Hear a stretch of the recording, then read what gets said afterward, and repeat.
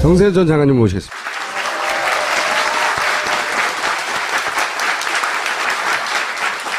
저희가 두 가지 여쭤보려고 하는데, 큰 덩어리로는 이 한일군사정보협정이 있지 않습니까? 이게 일본은 왜 하려고 하는 건지, 미국은 왜 하려고 하는 건지, 그리고 우리나라는 왜 이렇게 서두르는 건지, 제일 중요한 이 세 가지를 묶어서 여쭤보고 싶은 거고, 또 하나는 이제 트럼프 왔는데 이제 어떻게 되냐 우리. 네. 이겁니다. 예. 우선 순서대로 답변하죠. 네. 예, 한일 군사정보 보호협정은 사실은 다른 나라하고 체결한 군사협정이 우리나라 지금 이미 32개나 있기 때문에 네. 특별히 뭐 그 이름만 가지고는 시비할 것이 없습니다. 네. 문제는 그 지난주에 누가 김동엽 교수가 와서 얘기를 했다고요. 네, 잠깐 얘기했습니다. 교수님들은 좀 어렵게 얘기를 하지. 그래서 아마 좀 그 보충 설명을 하고 저를 부르신 것 같은데, 이거는 처음에 이게 사실 미국의 지시에 의해서 움직이는 거예요. 미국의 지시에 의해서. 그럼 미국은 왜 한일 군사정보 보호 협정을 체결하도록 자꾸 이렇게 촉구를 했는가?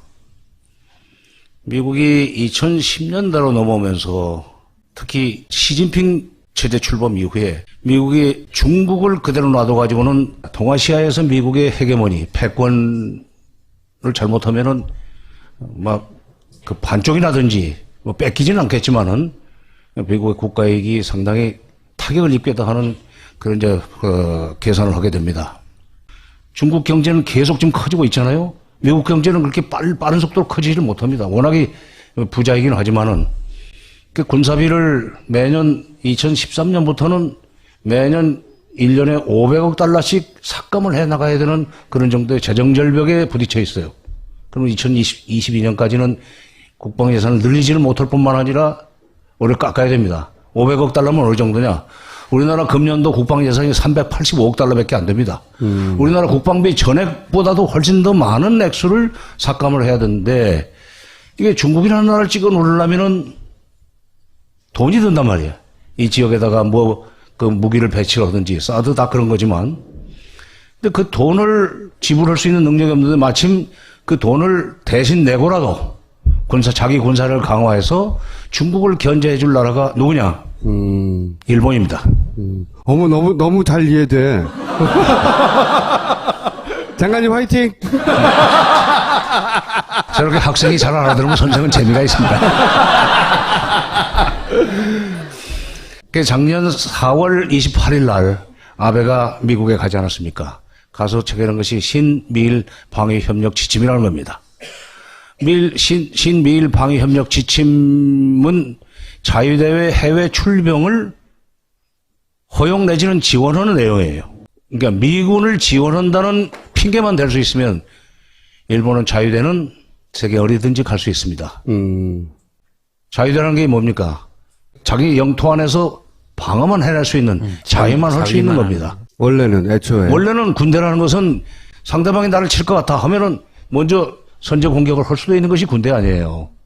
일본은 그런 능력을 그런 짓을 못하도록 2차 대전 이후에 메가더 헌법이라는 건데 그걸 빼버렸어요. 헌법 구조에 그렇게 돼 있습니다. 그걸 이른바 평화헌법이라고 그러지만 일본 우파로서는 극우 세력으로서는 그 구조를 빨리 고쳐야만 되는데 그걸 해줄 수 있는 총리가 별로 없었어요. 근데 이게 이제 아베가 들어서 가지고 그걸 본격적으로 추진하는데, 한국이 뭐 다른 나라와 얼마든지 군사 협력해도 되지만 미국이 중국을 압박해 들어가는 소위 스크럼을 짜는데 한일 간의 군사적 협력을 하도록 맺는 것이 이번에 한일 군사정보 보호협정입니다. 이걸 위해서 작년 12월 28일 날 위안부 문제에 대해서 그야말로 수술하다 말고 가위를 뱃속에 넣고 꿰매는 것 같은 그런 봉합을 했습니다.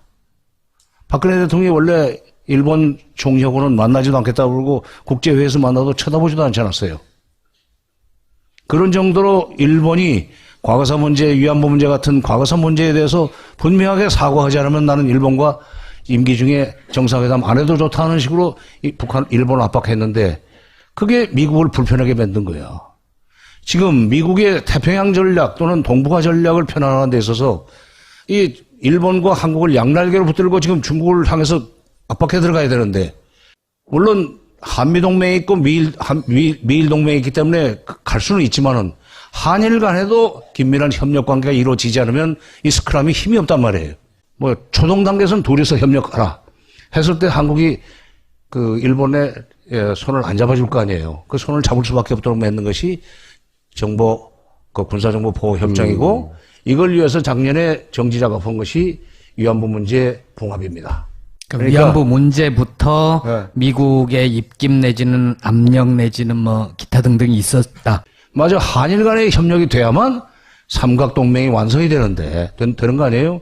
이것을 완성시키기 위해서 작년에 위안부 문제 그렇게 미국의 압력으로 마무리를 했고, 그때 뭐라고 그랬어요? 일본에서, 미국에서. 정의로운. 안보보좌관이 축하한다고 전화하고, 축하할 일이 아니지. 저희들 진부름 해줬는데. 그 다음에 국무장관이 또 발언하고, 오바마 대통령이 전화해서 아주 정의로운 결정을 했다고.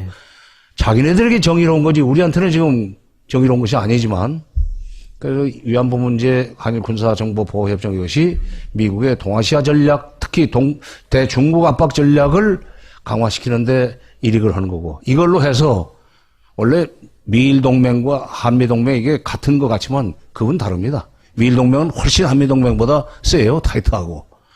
이렇게 해서 우리는 미국이 갑이고 일본이 을이라면 병으로 들어간 겁니다. 근데 우리는 왜 이렇게 불리한 거를 이렇게 급하게 무리하게 다들 반대하는데 협정을 맺었느냐. 여기서 이해가 안 가는 거거든요. 그 박근혜 대통령이 지금 북한을 압박해가지고 마저 붕괴를 시키고 자기 임기 내에 통일을 할 수 있다는 환상에 빠져 있었다고 생각을 해요. 그 연호는 발언지는 아마도 비선 실세였던 것 같은데 아니, 붕괴론이 거기서 나왔다고 그러니까. 그리고 난데없이 2014년에 2년 내에 통일된다는 얘기가 다른 데서도 나왔었어요. 2015년에 통일된다는 설도 있었고, 작년에도 박근혜 대통령이 직접 7월 10일입니다. 통일준비위원회 회의 말미에 준비위원 중에 한 사람이 아니 지금 남북관계 아무것도 없는데 왜 자꾸 통일 준비하라고 그러냐 그랬더니 내년에라도 통일될 수 있잖아요 라고 얘기를 했어요. 갑작스럽게.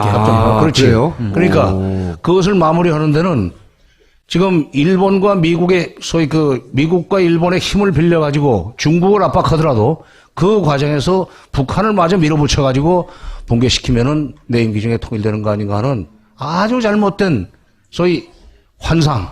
저도 질문 드려도 될까요? 아니, 가만히 있어. 왜 되는 거야? 저 안 돼요. 아니, 저기는 반장이고 여기는 부반장이야. 그러니까 지금 우리는 박근혜 대통령이 뭔가 지금 북한을 미워하는 그런 마음 때문에 이렇게 이제 시작이 됐는데 한때는 중국과 미국 사이에서 균형을 잡겠다고 가지고 작년 9월 3일 날 천안문 왕로에 서서 시진핑하고 같이 이렇게 웃는 모습으로 사진도 찍고 그러지 않았었어요? 그렇죠, 맞아요. 예. 그 이후에 이제 북한의 핵 문제나 미사일 문제가 복잡해지면서 중국 보고 도와달라고 그랬는데 도와주질 않는단 말이에요. 중국은 중국대로 계산이 있으니까.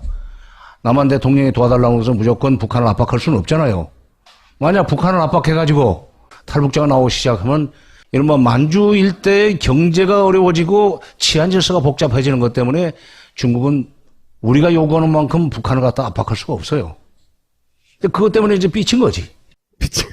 그래가지고 사드 배치 이번에 7월 달에 결정한 거 아니에요. 사드를 배치한다고 그러면 그게 겁나서 중국이 북한을 압박해주지 않고는 자기 나름대로의 덧셈 뺄셈을 한 것 같은데 그게 덧셈 뺄셈을 되는 문제는 고차의 연립방정식입니다. 네. 그러니까 그 계산이 안 맞은 거예요. 그러다 보니까 이제 퇴로가 없으니까 확실하게 그러면 미국 편에 서가지고 북한을 압박하는 쪽으로 갈 수밖에 없고 이러다 보면은 미국이 하라는 대로 갈 수밖에 없다. 그러면 이번에 한일 군사정보보호협정도 미국이 빨리 끝내달라고 하는 그런 시간 내에 해줌으로 해서 임기 중에 이런 문제가 터질 줄 몰랐고 지금 촛불 터질 줄 몰랐고 임기 중에 끝내자라고 생각을 했었는데 그런데 그걸 시작하고 있는데 갑자기 JTBC에서 그게 터진 뒤에 한겨레가 먼저 터뜨렸지만 잊지 않으시네요. 네. 바로 이제 27일까지만 해도 그 국방부 장관은 이거는 이렇게 서두른다는 얘기도 안 하고 지금 준비 중에 있는데 미국과 협의하고 있다고 얘기했는데 27만 원이 끝장을 내버렸거든요. 네. 그러니까 이게 지금 촛불 시위가 벌어지면서 오히려 가속도가 붙었죠. 이걸 가지고 소위 국면 돌파를 하고 소위 국정 장악력이 있다는 걸 보여주자는 그런 계산으로 지금 서둘러서 했던 것 같아요. 반쯤은 이해됐는데 또 하나 이런 가설이 있잖아요. 아, 지금 일부 보도가 나온 게 뭐 최순실이 로키드 마트를 만났다는 것까지는 사실인가 봐요. 무슨 거래가 오갔는지 모르겠지만. 근데 이제 그래서 먹은 게 있기 때문에 임기 중에 사인 안 해주면 안 되는 요인도 있는 거다. 이런 추정에 대해서는 어떻게 전문가로서 보십니까? 로키드 마틴을 만났는지 뭐 저는 그건 모르지만 로키드 마틴하고 만났다는 건 사드와 관련이 있다고 봐야죠. 그렇죠. 한일 군사정보보호협정과는 직접 연결은 안 됩니다. 사드하고 연결되면 사드가 이 한일 군사정보협정하고는 상관이 없어요?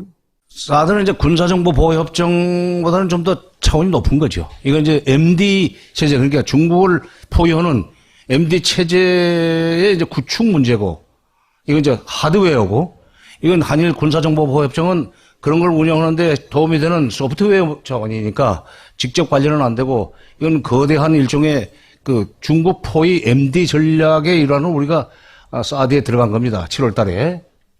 물론 이거는 이제 빨리 마무리를 해달라는 요구를 미국 쪽에서 받았을 거예요. 오히려 그러니까 일본에서도 이렇게 빨리 될 줄 몰랐다는 거 아니에요. 그러니까 이건 나는 국내 정치적 상황이 이 서두르는 거에 변수가 됐다고 나는 아까 말씀드리는 겁니다.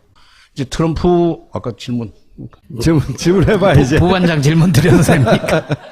한겨레 취재 결과를 보면 위안부 협상 주무부서 외교부도 당시에 3개월만 시간을 주라. 그러면 훨씬 더 유리한 조건으로 협상을 할 수 있다고 했고, 한일 협정 같은 경우에도 왜 굳이 서두르냐. 미국의 새 정부가 들어서니까 이건 기본적으로 미국이 요구하는 거니까 그때 뭔가를 딜을 하면서 좀 할 수 있지 않냐.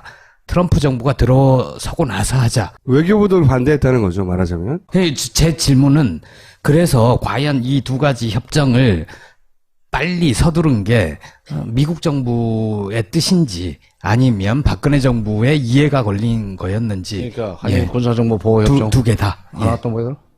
위안부. 위안부? 예, 그건 작년 거고. 네.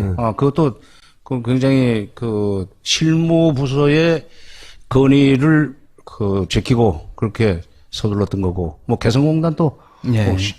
통일부에서는 전면 중단을 건의하지 않고 잠정 중단 정도로 했는데 갑자기 전면 중단하라고 했다고 그러니까 이제 이거 모두가 다 이제 박근혜 대통령이 결정한 건데, 지금 이 촛불 시위 시점에서 이 한일 군사정보보호협정을 서두른 것은 미국도 그렇게 그러니까 외교부가 3개월 시간을 달라고 했을 때는 미국도 그런 분위기였기 때문에 그랬을 겁니다.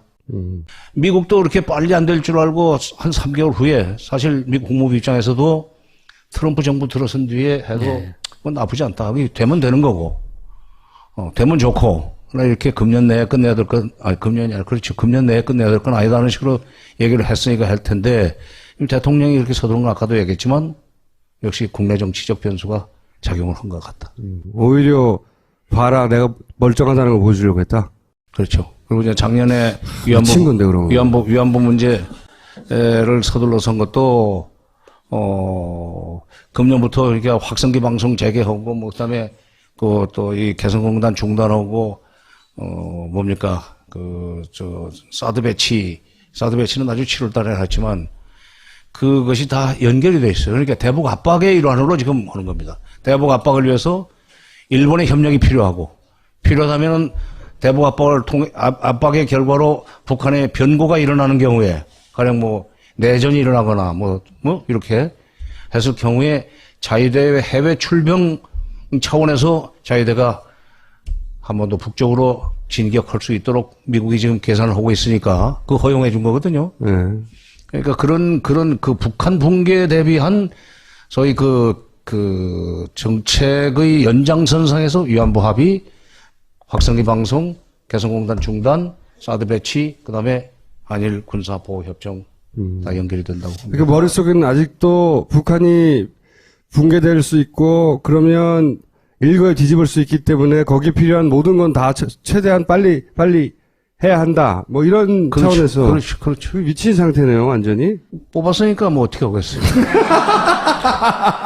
그렇다고 뭐 저는 내각제 지지자는 아니지만 이번에 그 보면서 이게 진짜 임기가 보장되는 단임제 대통령이라는 게 이렇게 여러 가지로 문제를 많이 일으키는구나 하는 생각을 하고 있습니다. 이제 두 번째 트럼프를 이해하기 쉽도록 한마디로 우리한테 미칠 영향을 종합적으로 확 정리해 주세요. 제가 지난 월요일자 한겨레 신문에 쓴 정세현 칼럼에 트럼프의 대외 정책 우리의 득과 실이라고는 그 칼럼을 썼는데 거기에도 이제 설명을 했으니까 나중에 집에 가시면 읽어보세요. 아니, 대부분 읽으시지만 그래도 한 번 더 말씀을 해주시죠. 그러니까 트럼프가 들어서면 아직도 지금 국무장관이 누가 될지 국방부장이 누가 될지 모르는 상태에서 이 예측이 굉장히 어렵습니다. 지금까지 거론된 사람들은 굉장히 이제 강경파 내지는 뭐 매파 또는 극단적인 선택도 할 수 있는 사람으로 거론되어 있기 때문에 그 점은 매우 좀 불안한 측면이 있는데 자기는 미국 우선주의로 간다. 남은 나라를 위해서 돈 안 쓴다 이제. 남은 나라를 위해서 쓰던 돈을 국내에다 쓰겠다. 그래서 일자리를 창출하겠다. 미국이 160여 개 국가에 미국이 나가 있습니다. 전 세계에 나가 있어요. 우리만 있는 게 아니에요. 그걸로 이 미국이 전 세계를 지금 지배하는 겁니다. 우리 보고도 이제 방위비 증액하라 내지는 최소한도 주한미군 주둔비는 올려라. 우리가 한 50% 내고 있는데 그걸 100% 올려라 할 수도 있어요. 근데 이 방위사업청장이 그걸 협상거리인데 그걸 올려달라면 올려줄 수 있다는 얘기를 가서 하는 사람이 어딨어, 그거. 이게 이 촛불 때문에 바빠서 그렇지. 그것도 지금 국회에서 따져야 돼요. 네. 그 중대한 국익을 지금 손상하고 댕긴 겁니다. 자관, 이렇게 대외 개입을 줄이면서 방위비 올리라고 하면 이제 방위비를 올리라고 할 거예요. 올리라는 얘기는 미국이 자기 돈 들여와서 여기서 주둔하고 업무로 해서 너희들이 지금 세큐리티, 안보가 보장되는 그런 정도를 지금 줄이겠다는 거니까. 우리 이제 돈을 늘려야 되겠지만 그 대신 돈을 내라고 그러면 돈을 내는 대신 그러면 우리에 대한 소위 군사적 간섭을 줄여라 하는 얘기를 할 수 있는 거 아니에요. 특히 전시작전 통제권을 찾아오는 문제는 이건 트럼프 시대에 잘하면 소위 이제 이 정부는 안 할 거고 박근혜 정부는 안 할 거고 뭐 또 그런 문제를 다룰 수 있게 놔둬서도 안 되는 거고 이제 그건 차기 정부에서 그걸 찾아오도록 해야만 되는 건데 그런 점에서는 기회가 될 수 있다 이게요. 어쨌든 대외 개입을 줄인다고 할 경우에 대외 개입을 줄인다는 얘기는 우리의 소위 운신의 폭이 넓어진다는 얘기 아니야. 사사건건 미국의 소위 그 동맹이라는 이름으로 허락을 받고 또는 지위를 받던 상황에서 벗어날 수 있다는 점에서는 우리의 국격이 올라간다고 나는 생각합니다. 두 번째, 미국이 대외 개입을 줄이던 시점에 과거에도 대외 개입을 줄이던 시점에 대외 개입을 줄이려면은 중국 특히 요즘 같으면 중국과의 관계를 오바마 시절처럼 하면 안 돼요. 네. 그동안에 지금 미국이 동아시아 지역에 대외 개입을 강화하고 일본까지 내세우려고 했던 것은 오바마의 대중국 정책이 그렇게 만들었습니다. 봉쇄 정책. 봉쇄 정책, 압박 정책.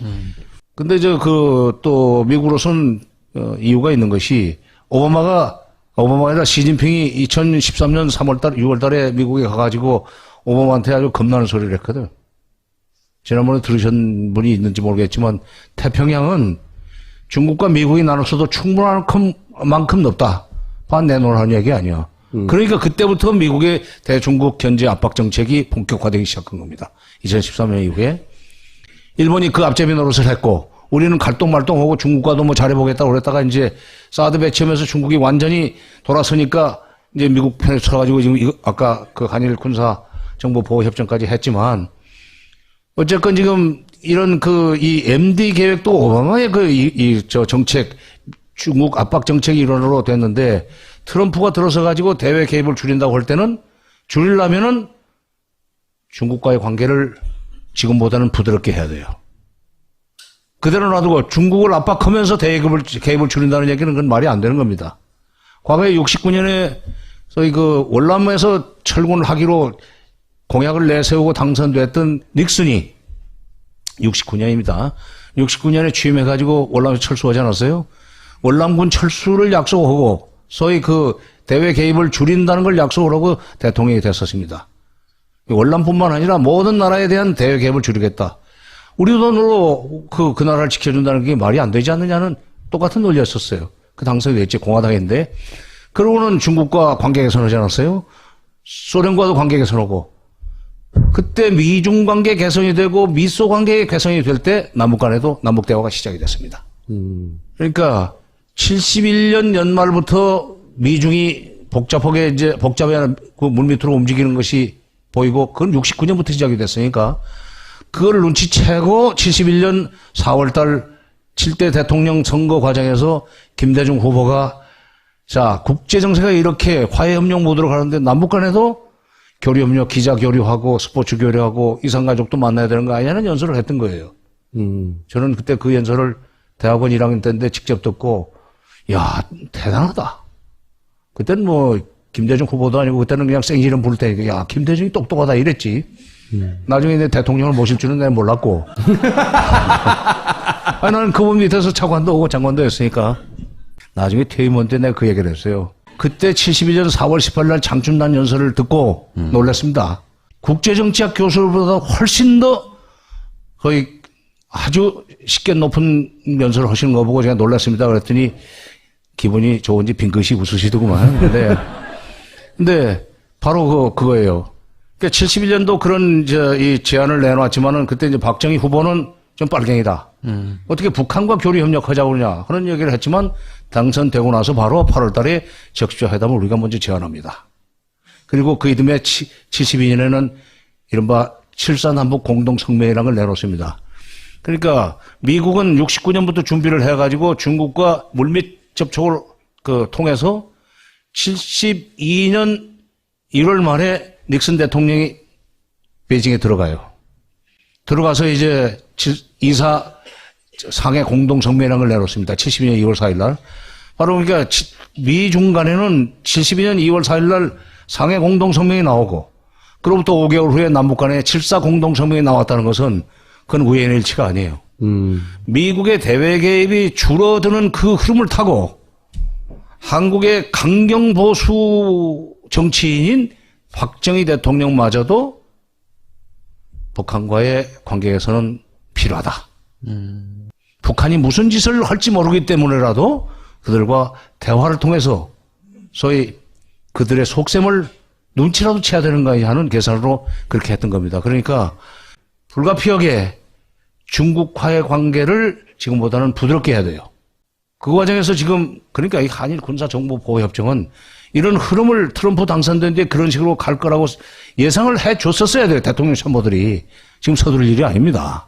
그렇죠. 뭐 알아야죠. 쥐고 있어야 된다. 그러니까 들고 있다가 트럼프 때 이걸 가지고 흥정을 해서 우리 입지를 키우든지 해야 되는데 이게 지금 이 마비가 돼버린 거예요. 트럼프가 이렇게 미국 우선주의로 가고 동아시아에 대한 그 간섭도 좀 줄일 것 같고 이렇게 되면은 그동안에 추진해왔던 MD 계획도 좀 수정이 될 것 같고 그럼 사드도 어떻게 될지 모르는 거고 따라서 한일 간의 군사정보보호협정을 체결해가지고 국민전선을 뒤집어 놓는 것이 국내 정치에 도움이 안 될 테니까 조금 기다려봅시다. 그러니까 석 달 후에도 된다는 얘기를 물론 이제 외무부에서 했다고 그러는데 그러면 그거를 대통령한테 했었어야지. 그리고 대통령한테 설득을 했어야지. 이제 떠난 뒤에 무슨 사실은 우리가 이런 얘기 했었거든요 하면은 그건 안 되는 거지, 이건. 대통령이 근데 그런 트럼프, 걸 예. 판단할 능력이 없지 않습니까? 그러니까 그건 대통령이 지금 그런 문제와 관련돼서 최종 결재를 받을 사람이 없어가지고 지금 이렇게 된 것 같은데. 남은 시간 동안 북풍, 북한을 이용한 국내의 공작 이런 가능성이 있습니까? 그 관련해서 뭔가 활동하시는 거 있지 않아요? 그게 제일 걱정이에요. 왜냐면은 트럼프가 당선이 돼가지고 지금 뭐 여러 가지 조각 준비를 하고 있고 그러지만은 지금 1월 20일 날 취임식을 하게 됐습니다. 근데 1월 20일 날 취임식을 해도 대통령은 있고 부통령도 있고 안보보좌관은 있지만 안보보좌관은 국회 그 청문회를 안 거치니까 국무장관, 국방장관, 뭐, 그 다음에 줄줄이 그 밑에 뭐 부장관 또는 차관보들 줄줄이 그 청문회가 끝나려면은 특히 이 북한 문제 내지는 동아시아 문제를 실무적으로 책임지는 동아태 차관보가 직무를 시작하려면은 아마 빨라야 6월 초일 겁니다. 2월 초요. 예. 그러니까. 미국에. 그렇지, 예. 미국에서. 최소한도 짧게는 5개월 아니면 조금 늦어지면 6월 중순까지도 소위 미국의 대외 정책의 공백 기간이라 이거예요. 근데 미국의 대외 정책, 특히 대북 정책의 공백기가 5개월 이상 간다고는 사실. 우리도 지금 내년에 선거가 언제 될지 모르지만은 4월 대선이 될지 6월 대선이 될지 모른다고 그러잖아요. 그때까지는 이게 정책의 공백기예요. 네. 그 사이에 북한이 사고를 칠 수 있는 가능성은 상당히 나는 높다고 생각합니다. 왜냐하면 미북 협상이나 그 협상사를 보면 다음번 또는 회담이 열렸을 때의 몸값을 높이기 위해서 절대로 쉬는 시간을 놀지는 않습니다. 오바마 때는 처음부터 전략적 인내라고 해서 회담 자체를 안 했으니까 북한이 손들고 나올 때까지 회담 안 하겠다는 정책 아닌 정책을 몇 년 동안 썼어요. 한 6년 썼습니다. 그 정책도 아니에요. 그렇게 맺는 것은 이명박 정부지만 미국이 그렇게 나가게 맺는 건 이명박 정부예요. 비핵개방 3천이라는 북한이 비핵화한 뒤에 북한이 또 개방을 하면은 그때 남북 교류를 하겠다. 이건데 9월 중순에 미국의 그 외교협회라는 데서 그건 미국의 아주 대외 전문가들이 다 모이는 데입니다. 싱크탱크 중에서 가장 공신력이 높은 데인데 거기서 뭐라고 하냐면 그동안의 오바마 대북 정책은 북핵 문제를 해결한 것이 아니라 오히려 악화시켰다. 전략적 인내는 실패했다. 따라서 이 정책은 이제 쓰지 말아야 된다. 그러자 바로 그걸 이어받아서 클래퍼가 정보국장이죠. 그래서 뭔가 개입해야 된다. 예, 해야 된다. 협상 쪽으로 가야 되고 협상을 하려면은 처음부터 북한의 비핵화를 조건으로 내걸 것이 아니라 목표로 내걸 것이 아니라 핵 동결에서부터 시작하고 평화협정도 들어줄 수 있다면 들어줘야 된다. 그래야 북핵 문제를 더 악화시키지 않는다는 식으로 이미 지금 현 정부, 오바마 정부의 막료지만은 그런 식으로 정책을 틀고 있고 특히 트럼프는 anything but 오바마. 오바마가 했던 것은 절대로 나는 안 한다. 그게 원래 부시 때 그랬어요. anything but 클린턴, ABC라고 그랬습니다. 클린턴 때 한 건 절대로 나는 안 한다. 근데 이번에 트럼프가 분명히 anything but 오바마였거든. 그러니까 그럼 전략적인 데는 이제 폐기되는 정책이라고 봐야 돼요. 트럼프는 이 개입을 통해서 문제를 풀려고 할 가능성이 높아요. 왜냐하면 개입을 통해서 어떻게든지 자관 북한을 달래든지 압박을 하든지 문제를 풀어야만 자기들이 해외에다 돈 쓰는 그걸 줄일 수 있으니까. 햄버거 먹으면서. 아니, 그거는 이제 햄버거를 먹으면서 이 얘기할 수 있다는 거 상당히 좀 표현 자체는 거칠지만은 그들과 협상할 수도 있다. 그러나 1대1로는 상대 안 해주겠다는 얘기예요. 소위 디너 이런 건 없다 이게. 햄버거 먹으면서 실무회담을 할 수 있다는 얘기인데 어쨌든 트럼프가 그렇게 간다면 전략적 인내 정책보다는 압박을 할지라도 협상을 통해서 문제를 풀려고 하는 쪽으로 갈 가능성이 있다. 그럴 때 이제 우리 여지가 있다. 남북관계 또는 남북대화를 할 수 있는. 나는 그 사람이 부동산 장사꾼이라는 사실을 중시합니다. 북한과 빅딜도 할 수 있다는 점. 그 다음에 대개입을 줄이려고 정책을 쓸 거라는 점. 그 사이를 뚫고 우리가 남북관계 개선을 통해서 뭔가 국민들이 소위 지금보다는 훨씬 상대적으로 안보 불안감 없이 살 수 있는 세상을 만들 수 있지 않겠는가. 경제적으로는 조금 불이익이 올 것 같아요. 왜냐하면 보호무역주의를 쓰기 시작하면은 이게 지금 한미 FTA 재협상하겠다는 거 아니에요? 우리가 이익을 많이 봤죠. 그렇지. 우리가 이제 그동안에 이익을 많이 봤습니다. 2013, 14, 15는 3, 400억 달러고, 그 전에 2012년에 1,900억 달러, 그 전에도 한 1,500억 달러. 이 FTA 이후에, 노무현 정부가 체결한 FTA 이후에 우리가 계속 대미 무역에서 흑자를 봤어요. 원래는 이게 적자 국가입니다. 그리고 중국에서 흑자를 6, 700억 이상 봐가지고 결국 이 G11까지 올라온 겁니다. 그러니까 중국과의 이제 무역에서 흑자 본 것은 그런 좀 미국이 뭐 어찌할 바가 아니지만 미국의 입장에서는 우리가 이렇게 3, 400억의 흑자까지 안겨주는데 우리 보고 자기네 방위를 책임지라고 그래? 너 돈 더 내. 당연히 그거 하게 나와있죠. 그러면은 돈을 그냥 무턱대고 더 내게 하는 것이 아니라 앵그리 화이트들의 일자리를 만들기 위해서는 보호무역지를 써야 되니까 너희들한테 지금 관세 장벽이 이렇게 낮은 이거는 좀 안 되겠어. 관세 좀 물어야 되겠어. 하기 시작하면은 우리 물건의 대미 수출 경쟁력이 떨어지는 거죠. 그러면 이제 우리 경제가 당장 타격을 입죠. 사드도 이것이 새 정부에서 지금 미 국방부에서는 원래 계획대로 한다고 그러지만 대통령 바뀌어가지고 대통령이 미중 관계를 좀 더 지금보다는 완화하라고 그러는데 사드 가지고 지금 미중 관계가 복잡해지면 곤란하니까 취소하라. 그전에 오바마도 집권을 하자마자 저쪽에 유럽 쪽에서 러시아를 포위해 들어가는 MD 계획을 세워놨다가 그 전 정부에서 했던 것을 오바마가 취소시킨 적도 있어요. 그러니까 이것도 그럴 가능성이 있습니다. 된다는 얘기는 아니고 그럴 경우에 우리한테 사드 문제를 가지고 생긴 국론 분열이라든지 국민 불안이라든지 국민 저항 같은 것은 좀 사라질 수 있다. 그런 점은 또 득이라고 생각합니다. 제가 처음 질문 드렸던 거는 북풍 방지 프로젝트에 관련해서 드렸었는데 내가 가다가 길을 잃어가지고 6개월 그러니까 미국의 6개월 우리의 6개월 정도의 정책 공백기에 북한이 이제 그 핵능력을 강화시켜 협상을 대비해 가지고 핵실험을 더 한 번 더 할 수 있는 가능성은 난 충분히 있다고 생각합니다. 특히 미국 정부가 들어섰는데 전부 강경 보수로만 들어서고 북한과는 나중에 이제 대화를 할 망정 대화를 안 하고 압박을 계속할 것처럼 이게 멘트가 나가면은 북한으로서는 그래? 너희들이 얼마나 버틸 수 있는지 한번 해보자. 우리가 막무가내로 벼랑 끝을 쓰면 니까지 놈들이 돌이 있겠어? 그리고 그 사람들은 과거에 그런 식으로 벼랑 끝전술을 써가지고 결국 미국이 북한을 비공식적으로 만나자고 해서 왜 그래? 달래면서 회담을 하자고 했던 그렇게 성공의 추억이 있습니다. 기록이 있어요. 북한이 그럴 수도 있지만 궁지에 몰린 우리 정부나 정보기관이나 글쎄 이제 그것도 지금 생각해 봐야 되는데 우선 첫째 북한이 사고 칠 수 있는 가능성이 있다고는 점 그는 절대로 남한을 의식해서 한 건 아닙니다. 미국을 상대로 하는 정도예요. 그런데 그 불똥은 우리한테 떨어지거든.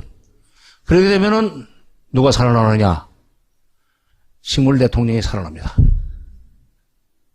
왜냐하면 이런 시기에 대통령에게 소위 외치를 할 수 있는 권한을 돌려줘야 되는 거 아니냐. 내치를 하더라도. 더구나 이 야당에서 한때 참 어리석게도 내치는 손대지 말고 외치는 하라고 하는 얘기를 하지 않았어요. 그게 내치 외치가 떨어질 수가 없는 거예요. 그렇죠. 내장이 다 문드러졌는데 어떻게 팔다리가 움직입니까?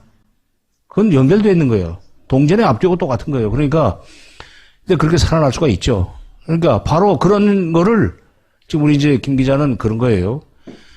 그런 상황을 소위 촉발하기 위해서 뭔가 지금 작용을 해가지고 북한으로 하여금 그런 일을 하도록 하거나 적어도 남쪽에 대해서 가령 판문점 과거 90 예전에 그런 적이 있잖아요. 총풍, 북풍 이걸 유도할 수도 있다 하는 얘기인데 글쎄요 이제 그 국민들이 그런 것을 계속 그러니까 정치권에서 미리 그런 엄포를 놔줘야 돼. 그래서 미리 그렇게 하면은 못하죠. 어떨 때는 그런 얘기하는 사람이 약간 좀 너무 앞서가는 거 아니냐 하는 식의 비난을 받을 수 있지만 그런 식을 못하게 하기 위해서는 소위 비중 있는 정치인이 경고죄로 꿈도 꾸지 마라. 이렇게 하고 언론이 다 받아서 진짜 이렇게 되면은 정말 이제 촛불은 횃불로 된다라든지 이렇게 경고를 해줘야죠. 오늘 가장 마지막 메시지는 북한을 이용해서 북풍을 만들려고 하는 이 공작을 꿈꾸고 있는 국내 세력들한테 경고를 계속 날려야 된다. 대통령의 소위 현 대통령의 장악력이 좀 생길 수 있다는 계산 때문에 할 수 있는데 우리 국민들은 다 알고 있으니까 허튼 수작하지 말라는 식의 경고를 보내야죠. 알겠습니다. 감사합니다.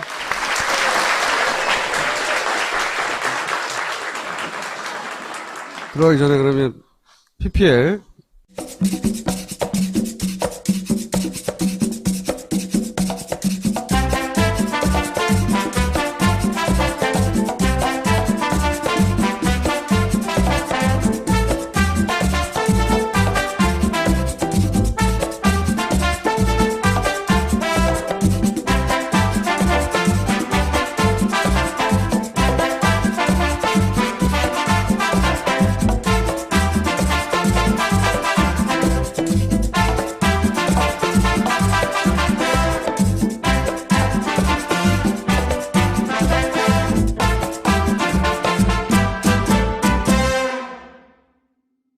아름다운 재단입니다.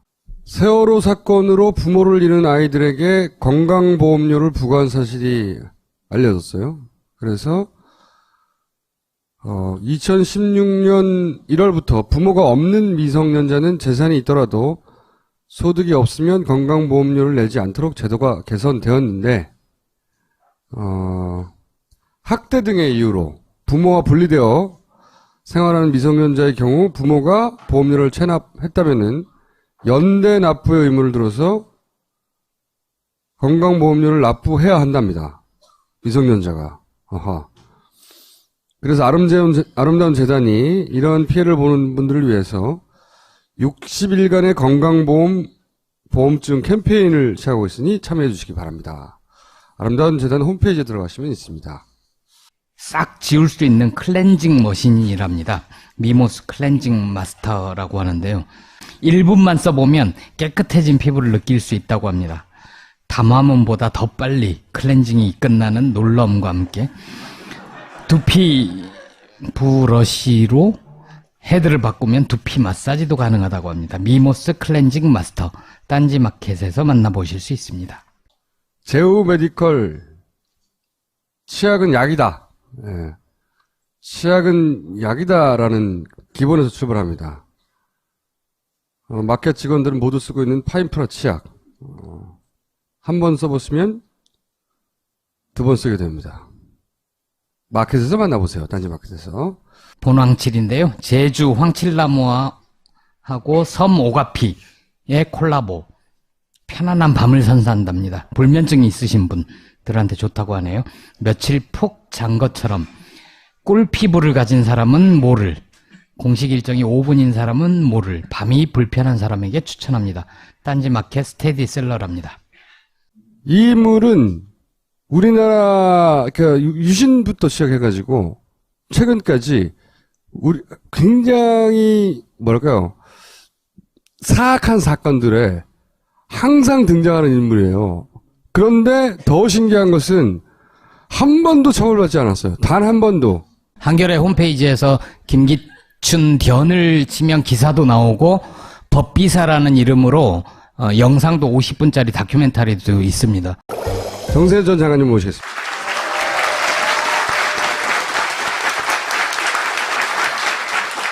저희가 두 가지 여쭤보려고 하는데, 큰 덩어리로는 이 한일군사정보협정이 있지 않습니까? 이게 일본은 왜 하려고 하는 건지, 미국은 왜 하려고 하는 건지, 그리고 우리나라는 왜 이렇게 서두르는 건지, 제일 중요한 이 세 가지를 묶어서 여쭤보고 싶은 거고, 또 하나는 이제 트럼프 왔는데 이제 어떻게 해야 되냐, 우리. 네. 이겁니다. 예. 우선 순서대로 답변하죠. 네. 한일 군사정보보호협정은 사실은 다른 나라하고 체결한 군사협정이 우리나라 지금 이미 32개나 있기 때문에 네. 특별히 그 이름만 가지고는 시비할 것이 없습니다. 네. 문제는 지난주에 누가 김동엽 교수가 와서 얘기를 했다고요. 네, 잠깐 얘기했습니다. 교수님들은 좀 어렵게 얘기를 하지. 그래서 아마 좀 보충 설명을 하고 저를 부르신 것 같은데, 이거는 처음에 이게 사실은 미국의 지시에 의해서 움직이는 거예요. 미국의 지시에 의해서. 그럼 미국은 왜 한일 군사정보보호협정을 체결하도록 자꾸 이렇게 촉구를 했는가? 미국이 2010년대로 넘어오면서 특히 시진핑 체제 출범 이후에 미국이 중국을 그대로 놔둬가지고는 동아시아에서 미국의 헤게모니, 패권을 잘못하면은 그 반쪽이라든지 뺏기지는 않겠지만은 미국의 국가이익이 상당히 타격을 입게 하는, 자유라는 게 뭡니까? 자기 영토 안에서 방어만 해낼 수 있는, 자위만 할 수 있는 겁니다. 원래는 애초에. 원래는 군대라는 것은 상대방이 나를 칠 것 같아 하면은 먼저 선제 공격을 할 수도 있는 것이 군대 아니에요. 일본은 그런 능력을 그런 짓을 못하도록 2차 대전 이후에 메가더 헌법이라는 건데 그걸 빼버렸어요. 헌법 구조에 그렇게 돼 있습니다. 그걸 이른바 평화 헌법이라고 그러지만 일본으로서는, 일본 우파로서는, 극우 세력으로서는 그 구조를 빨리 고쳐야만 되는데 그걸 해줄 수 있는 총리가 별로 없었어요. 근데 이게 이제 아베가 들어서 가지고 그걸 본격적으로 추진하는데, 한국이 다른 나라하고 얼마든지 군사 협력해도 되지만 미국이 중국을 압박해 들어가는 소위 스크럼을 짜는데 한일 간의 군사적 협력을 하도록 맺는 것이 이번에 한일 군사정보 보호협정입니다. 이걸 위해서 작년 12월 28일 날 위안부 문제에 대해서 그야말로 수술하다 말고 가위를 뱃속에 넣고 꿰매는 것 같은 그런 봉합을 했습니다. 박근혜 대통령이 원래 일본 총리하고는 만나지도 않겠다고 그러고 국제회의에서 만나도 쳐다보지도 않지 않았어요. 그런 정도로 일본이 과거사 문제, 위안부 문제 같은 과거사 문제에 대해서 분명하게 사과하지 않으면 나는 일본과 임기 중에 정상회담 안 해도 좋다는 식으로 일본을 압박했는데 그게 미국을 불편하게 만든 거예요. 지금 미국의 태평양 전략 또는 동북아 전략을 편안하는 데 있어서 이 일본과 한국을 양날개로 붙들고 지금 중국을 향해서 압박해 들어가야 되는데 물론 한미동맹이 있고 지금 북한을 압박해가지고 마저 붕괴를 시키고 자기 임기 내에 통일을 할 수 있다는 환상에 빠져 있었다고 생각을 해요. 그 연호는 발언지는 아마도 비선 실세였던 것 같은데 아니 붕괴론이 거기서 나왔다고 그러니까 그리고 난데없이 2014년에 뭐 그 2년 내에 통일된다는 얘기가 다른 데서도 나왔었어요. 2015년에 통일된다는 설도 있었고 작년에도 박근혜 대통령이 직접 7월 10일입니다. 통일준비위원회 회의 말미에 준비위원 중에 한 사람이 아니 지금 남북관계 아무것도 없는데 왜 자꾸 통일 준비하라고 그러냐 그랬더니 내년에라도 통일될 수 있잖아요 라고 얘기를 했어요. 갑작스럽게. 그렇지. 그래요? 그러니까 그것을 마무리하는 데는 지금 일본과 미국의 소위 그 미국과 일본의 힘을 빌려가지고 중국을 압박하더라도 그 과정에서 북한을 마저 밀어붙여가지고 붕괴시키면은 내 임기 중에 통일되는 거 아닌가 하는 아주 잘못된 소위 환상. 저도 질문 드려도 될까요? 아니 가만히 있어. 왜 제대고 저 안 돼요? 아니 저기는 반장이고 여기는 부반장이에요. 그러니까 지금 우리는 박근혜 대통령이 뭔가 지금 북한을 미워하는 그런 마음 때문에 이렇게 이제 시작이 됐는데 한때는 중국과 미국 사이에서 균형을 잡겠다고 가지고 작년 9월 3일 날 천안문 왕로에 서서 시진핑하고 같이 이렇게 웃는 모습으로 사진도 찍고 그러지 않았었어요? 그렇죠, 맞아요. 예. 그 이후에 이제 계산을 하게 됩니다.